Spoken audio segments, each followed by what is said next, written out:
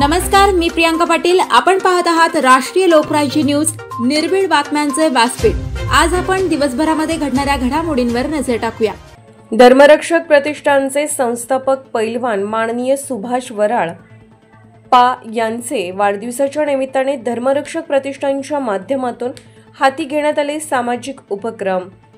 पारनेर तालुक्यातील निघोज गावातील धर्मरक्षक प्रतिष्ठानचे संस्थापक पैलवान सुभाष वराळ यांच्या वाढदिवसानिमित्ताने निघोज गावातील कुंडवस्ती येथील मराठी शाळेमध्ये सर्व मुलांना बॅग, खाऊच्या वस्तू, इतर साहित्य तसेच बाबुळवाडा येथील आश्रम शाळेतील मुलांना खाऊ वाटप, बॅग, शालेय वस्तू व अन्नदान करून तेथील आश्रम शाळेतील मुलांच्या चेहऱ्यावरील आनंदाश्रू पाहून पैलवान सुभाष वराळ यांना शुभेच्छा दिल्यानंतर पैलवान सुभाष वराळ यांच्या डोळ्यामध्ये पाणी आले।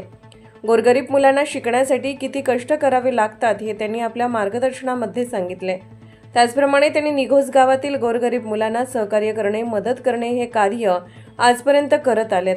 त्याचबरोबर धर्मरक्षक काम करत असताना हिंदू धर्मातील गोरक्ष पालक याचे काम केले त्याबद्दल गावातून त्यांच्याबद्दल कायम गौरव उद्गार निघतात।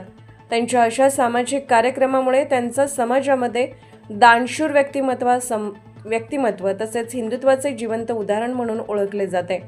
पारनेर प्रतिनिधी ठकसेन गायके।